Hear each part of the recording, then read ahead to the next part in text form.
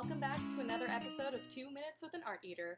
In today's show, I will be interviewing a very special alumni ARTeater, the incredibly talented Taylor Fagins. Hello. Hello, hello. For those of you who don't know, Taylor earned his BA in drama in 2017 at UCI and recently made his American Idol debut. The judges, including Lionel Richey, Katy Perry, and Luke Bryan, went as far to say that his audition performance was simply magical. Taylor sang an original song titled We Need More, which spoke about injustice revolving around Black lives in America.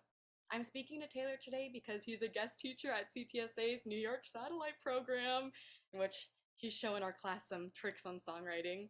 I was wondering, could you tell our audience the story of how you created We Need More? Of course, yeah. I started writing We Need More, or started writing. It, I started and finished Yeah. We Need More in 2020, during the middle of the pandemic.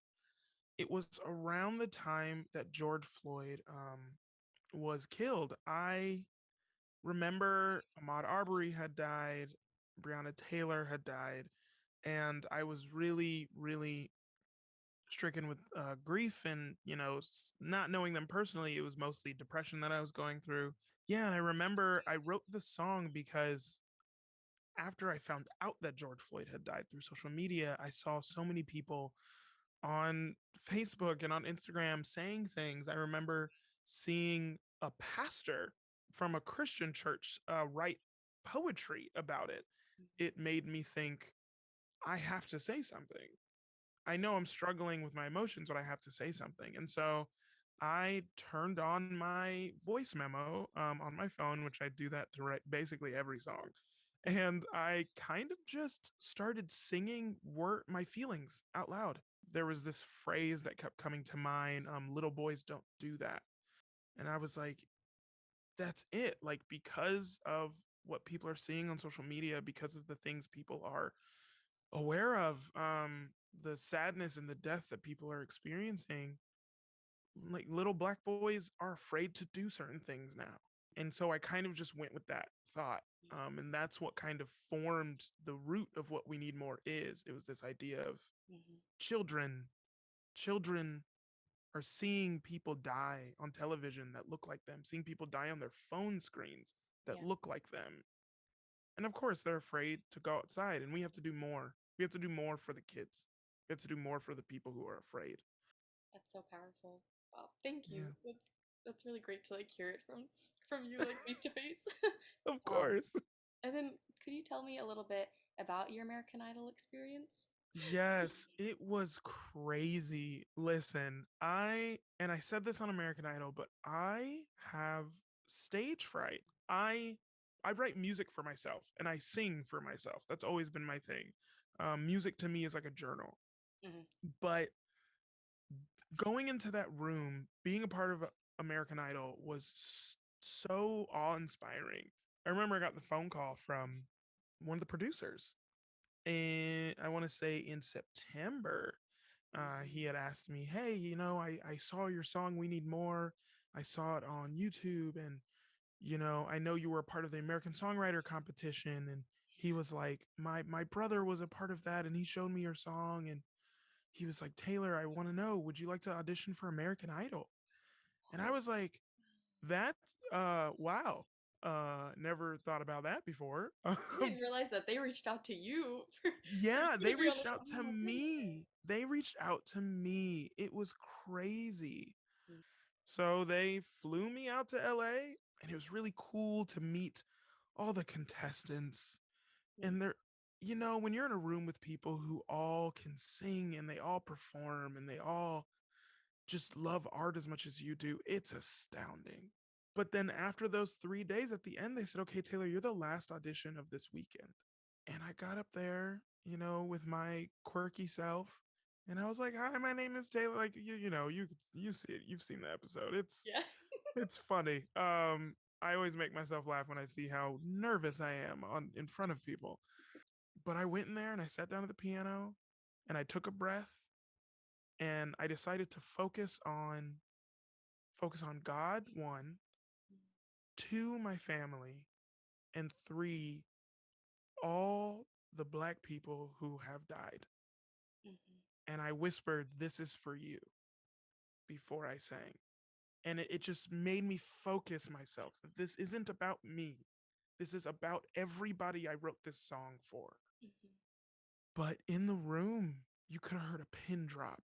And I remember Mhm. looking up, and everybody, all the judges were just silent. Mhm.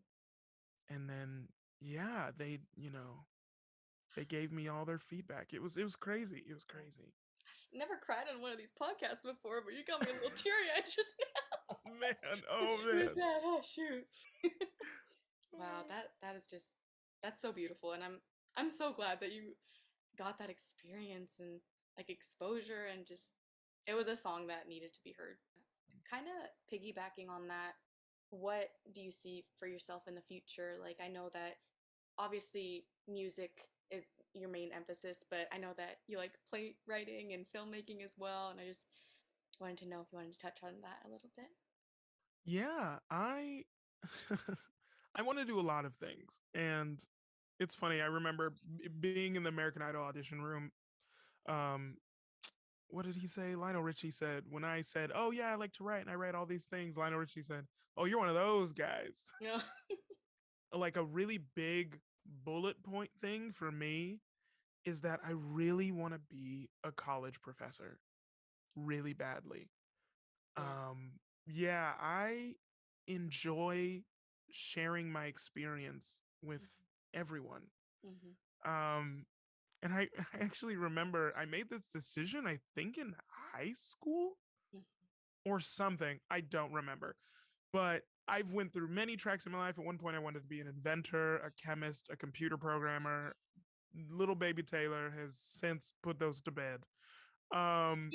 But I remember I told myself, Taylor, we're going to teach. But before we teach, we're going to live the life that we want to teach people to live.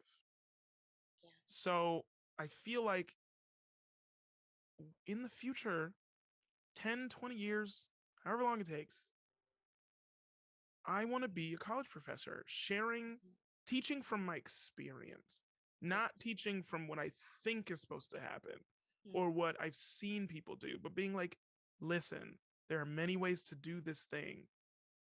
I want to tell you the way I did it, but then I want to encourage you to explore different ways to do it yourself and Mm-hmm. trust your instincts. Yeah. So the short of it is, I really want to be like a writing teacher in general, Mm. but for musical musical theater writing, playwriting, and like songwriting. I Mm-hmm. want to teach like those three things. And then if I teach writing like for movies, that's cool Yeah. too. I really want to do that as well, but I feel like I'll have a lot on my plate if I do four things at once. Mm. Um, I feel but so yeah, lucky to have been one of your students already yeah. in Oh, songwriting. you have no idea. The second I taught your class, I was like, this is great. This is perfect. And you guys were such good students. You have no idea. Like Thank you. your music was all so good. I was like, okay, I'm upset that I can't continue to teach y'all for the rest of the year. But Yeah. it was great. It was a great experience. I certainly agree. Well, on that note, I think that's a wrap. Thank you so much for chatting with me today. It was so amazing. Of course, thank you. I really appreciated this. And yeah, I really enjoyed talking to you. I like talking about this stuff. So thank you for this opportunity. I appreciate it. Oh, thank you. Well, I'm Kayla Kiros. Thanks for listening. Stay safe and zot zot zot.